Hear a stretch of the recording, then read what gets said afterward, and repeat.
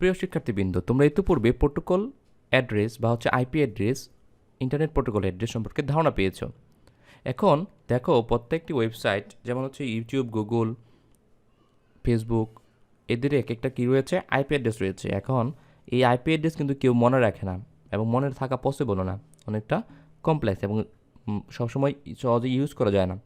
তো এখন এই প্রত্যেকটা আইপি অ্যাড্রেসকে যেন ইন্টারনেট যেগুলো ওয়েবসাইট রয়েছে, সেই ওয়েবসাইটের যে আইপি অ্যাড্রেসটা রয়েছে, সেই ওয়েবসাইটের যে আইপি অ্যাড্রেসটা রয়েছে, সেই পেজের আইপি অ্যাড্রেসটার এগেনস্টে সহজে মনে রাখার জন্য আমরা একটা করে ইংরেজি বোধগম্য সেন্টেন্স বা হচ্ছে ওয়ার্ড ইউজ করি বা নাম ইউজ করি, যাতে করে আমরা মনে রাখতে পারি। যেমন ধরো, ফেসবুকের আইপি অ্যাড্রেস হচ্ছে অনেকগুলো ডিজিটের একটা কম্বিনেশন। তুমি তো আর এই ডিজিটগুলো বারবার লিখবে না বা হচ্ছে এগুলো মনে রাখাও পসিবল না।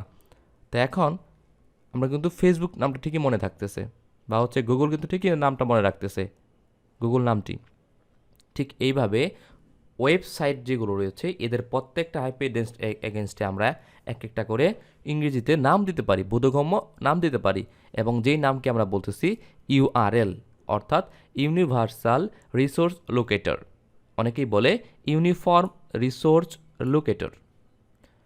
আচ্ছা, এল তো হচ্ছে লোকেটর, LOCA। আচ্ছা, আমি এটা মুছে দিচ্ছি। Universal resource locator. তো এই হচ্ছে আমাদের ইউনিভার্সাল রিসোর্স লোকেটর, ইউআরএল। আবার বলছি, ইউআরএল কি? প্রত্যেকটা ওয়েবসাইটের যে এক একটা ঠিকানা রয়েছে, সেই ঠিকানাকে আমরা বলছি ইউআরএল। অথবা অনেকেই বলে থাকে যে প্রত্যেকটা ওয়েবসাইটের যেই এক একটা করে আইপি অ্যাড্রেস রয়েছে, সেই প্রত্যেকটা আইপি অ্যাড্রেসের যে অনুবাদ, তাকে আমরা বলতেছি হচ্ছে ওয়েব অ্যাড্রেস বা হচ্ছে ইউআরএল। এখন সেই ইউআরএল বিস্তারিত আলোচনা করব এখন ইউআরএল নিয়ে। কোনো একটা বোর্ড পরীক্ষায় এরকম একটা প্রশ্ন এসেছে তোমাদের ইন্টারমিডিয়েটে, যে www.dhakaboard.gov.bd এই ওয়েবসাইটটির বা এই যে ওয়েব অ্যাড্রেসটি রয়েছে, এই ওয়েব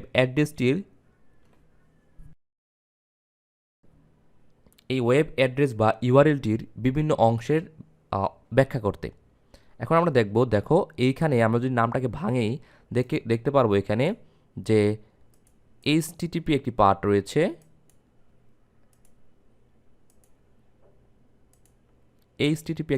রয়েছে, যার নাম হচ্ছে প্রোটোকল, আলোচনা করব।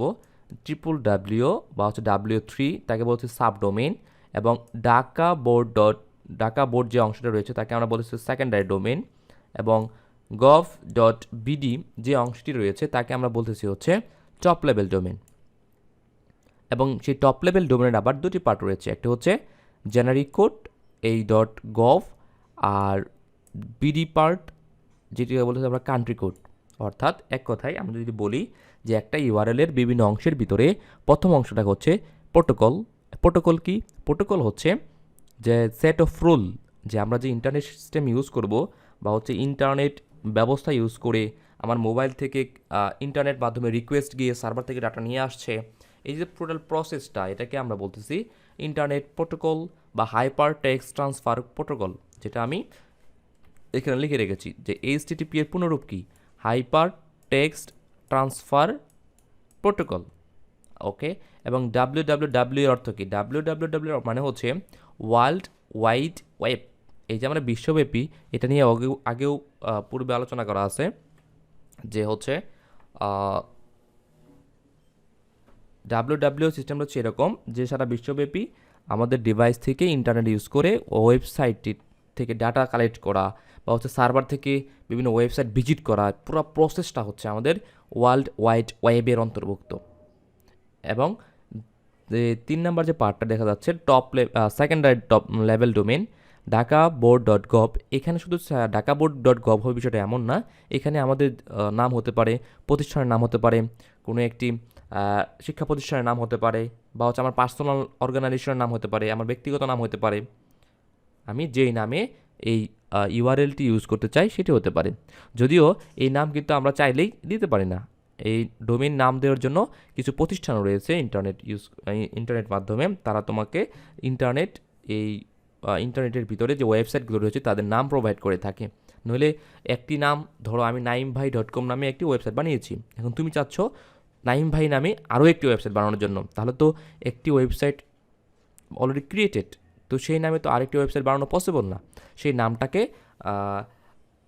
হ্যান্ডেল করার জন্য, যাতে একজন একই নাম দুইবার না হয়, সেটাকে হ্যান্ডেল করার জন্য ডোমেন নেমিং সিস্টেম নামে একটা প্রতিষ্ঠান রয়েছে। হ্যাঁ, এইগুলো যখন তোমরা প্র্যাকটিক্যালি এই ওয়েবসাইট হোস্টিং বা করা যাবে বা যখন ওয়েবসাইট পাবলিশ করবা, তখন আশা করি এগুলো নিয়ে বুঝতে পারবা। হ্যাঁ, তোমাদের সিলেবাসে বইয়ের জাস্ট টপিকগুলো আলোচনা আছে, কিন্তু বিস্তারিত তো বলা নেই।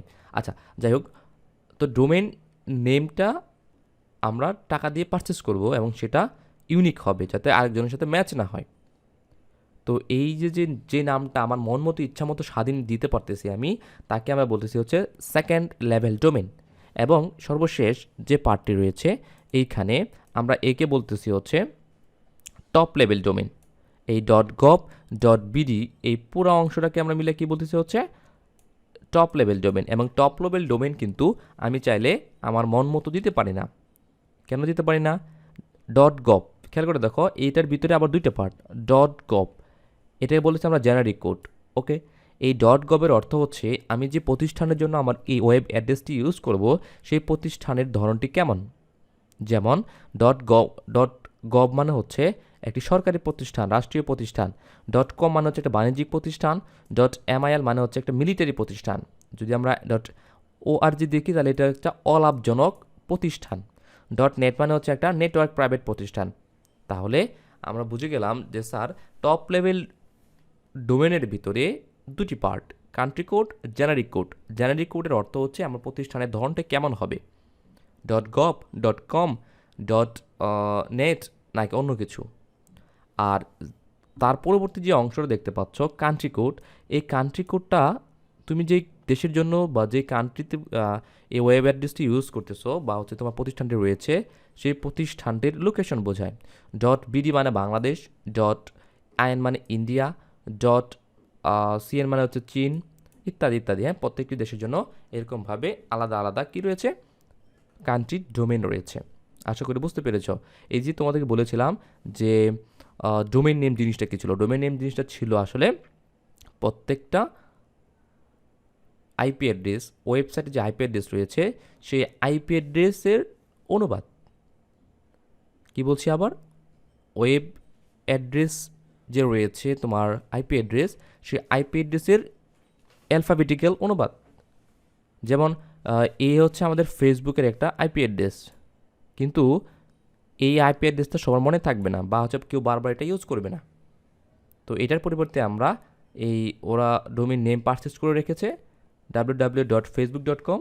যখন আমি বারবার এই facebook.com লিখি, তাহলে কিন্তু এই লেখাটা অটোমেটিক তার ইন্টারনালি হয়ে যায়। এবং এভাবেই অনেক সংখ্যক ওয়েবসাইট থেকে ফেসবুকের যে ওয়েবসাইটটা আছে সেটাকে আলাদা করা যায়। আশা করি সবাই ডোমেইন নেম এবং ডোমেইন নেমের যে বিভিন্ন অংশ রয়েছে এগুলো খুব সুন্দরভাবে বুঝতে পারছো। এবং তোমাদের ডিসক্রিপশন বক্সে এই যে স্লাইডটি রয়েছে, এই স্লাইডটি দেওয়া থাকবে। একবার যদি পড়ে নিতে পারো, তাহলে আশা করি সবাই বুঝে ফেলতে পারবে। ধন্যবাদ সবাইকে সাথে থাকার জন্য। ইনশাআল্লাহ আমরা আগামী পর্বে ওয়েবসাইটের যে স্ট্রাকচারগুলো রয়েছে আমরা সেগুলো নিয়ে আলোচনা করব। ধন্যবাদ।